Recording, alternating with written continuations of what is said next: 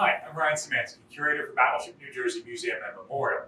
Today we're going to talk a little bit about the ship's silver service. The captain of a capital ship like this is often the highest ranking U.S. representative in a foreign port.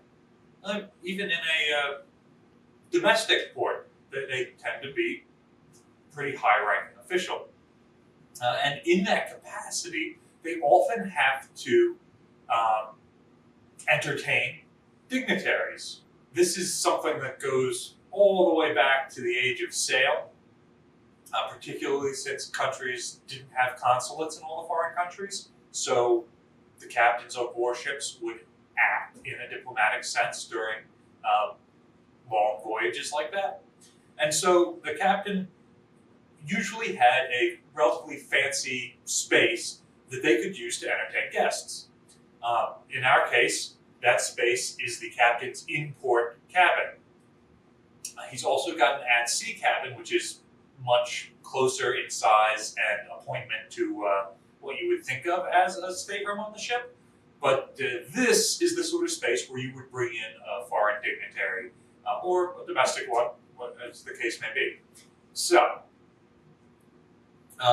not only do you need a fancy-looking space, but you need some fancy-looking silverware to serve them on. Battleships, being the capital ships of their day, tended to be named after states, and the states took pride in their battleship. And often when the Secretary of the Navy would announce a new battleship, the state would sponsor a silver set, like what you see here in the case. This silver set was originally given to the U.S. Navy by the state of New Jersey around 1906, when the first battleship New Jersey, BB-16, was built. When she was decommissioned, the silver went back to the state. When the Secretary of the Navy announced that he was going to authorize a new battleship, New Jersey, the one we're on today, the state gave the silver back to the Navy, and at that time also expanded the collection. These settings were made by Tiffany's of New York, and they roughly doubled the number of pieces in the set because the ship was significantly larger, and it was likely that the captain would be entertaining more officers, more dignitaries on board. What you are seeing right now is roughly half of the set. There's a little over 100 pieces all told. There was probably somewhere around 120 pieces all told at one time, and little bits and bobs went missing throughout the ship's career. Very common for people visiting a battleship like this to take souvenirs. We still see it today, which is why this is locked up behind an alarm panel. This is only half of the silver set. When the ship was in commission, the ship had the silver set on board, or it was at least in the possession of the Navy. I do not believe that the ship sailed to World War II with the silver set on board. It probably went into crates and was stored at a warehouse at the Philadelphia Navy Yard here, or Pearl Harbor, somewhere like that. But later on in the ship's career, when it wasn't wartime sailing, they didn't have top weight issues from all the extra anti-aircraft guns and radars they were adding. This would have been carried on board. When the ship was decommissioned, the silver would be taken off and given back to the state of New Jersey. And in this case, it means it goes to the governor, who, depending on the state, some states display their battleship silver sets in their state houses or governor's mansions or other places like that, or give them to museums. For example, I believe the Battleship Wisconsin silver set, or at least a part of it, is on display at Nauticus, the museum where she is housed. Other battleships like Missouri have just a place setting from their silver set, with the rest of the set being in its home state. The old battleship Pennsylvania, BB-38, her silver set is in the State Museum in Harrisburg. And so different states do different things with theirs. When Battleship New Jersey was turned into a museum, the ship sought to recover the full silver set. Battleships New Jersey silver set is not on display in a museum, it is in the care of the Drumthwacket Foundation. Drumthwacket is one of the governor's mansions here in the state of New Jersey. New Jersey has more governor's mansions than any other state.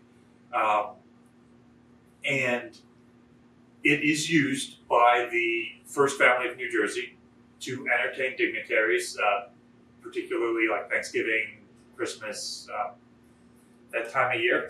So the silver is kept at Drumthwacket, it is maintained there, and it is used to entertain in the way that it was intended. They were partial to keeping the silver set. The museum believed that the silver set should be repatriated to the ship for display. Eventually, the Secretary of the Navy stepped in and said that it would be appropriate for the silver set to be split up, so that part of it is on display here on the ship where it should be, and part of it is with the governor where it should be when the ship is out of service. And so they still have part of the set to serve on, and we have part of the set to put on display. So this is a good compromise.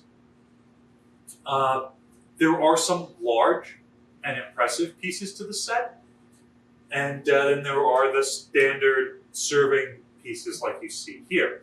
Most of the large pieces stay in Drumthwacket as centerpieces on the table. There is one piece that is pretty large that we alternate possession of with Drumthwacket. The museum is busiest during the summer, and the governor is doing most of his entertaining during the winter. So during the summer, we get the silver Punchbowl, and then they get it during the winter. So roughly from May to September, you can come here and see it. And from September back around to May, you can go to, you can seek an invitation to Drumthwacket to see it. So obviously this stuff is very valuable and very delicate. So we always transport it in a specially made case like this one. And let's unbox this silver Punchbowl and show you what it is.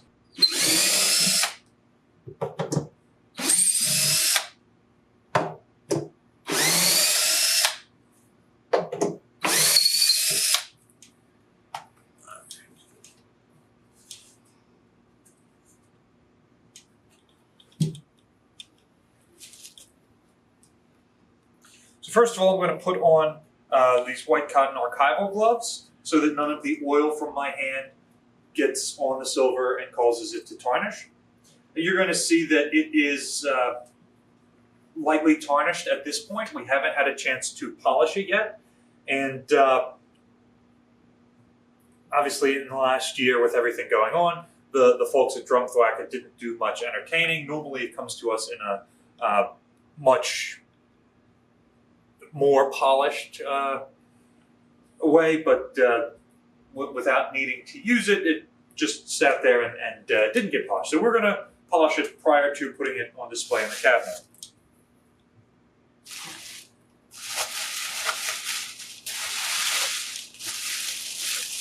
So we have some bubble wrap in here. I am not allowed to pop this bubble wrap because we use it to protect this. Don't worry, I've got some other bubble wrap down in my office I can pop. And then the silver bowl we wrap with twine and with this fabric that helps keep it from tarnishing.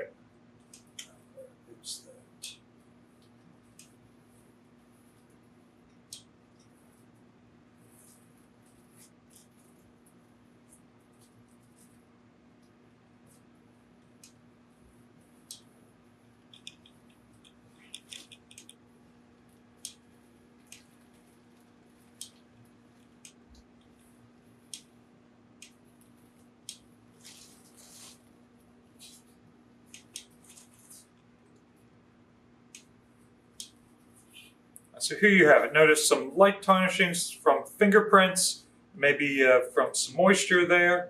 But otherwise, check out the various seals and iconography on here relating to the state of New Jersey. Each of the battleship's silver sets is unique because they were made by their specific states.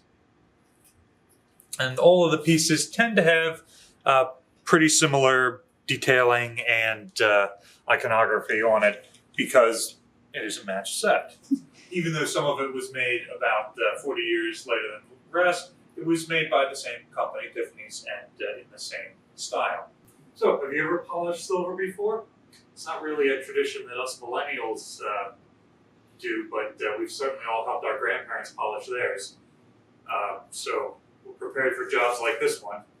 Battleship New Jersey receives operating support from the New Jersey Department of State, and also from a number of other institutions and private individuals like yourselves. In particular, viewers like yourselves over this past year have allowed us to go from making one video a week to making multiple videos a week. We really appreciate your support. There's a link in the description if you'd like to continue supporting us. Also, remember to like, share, and subscribe so that you're notified when we put out new content. Thanks for watching.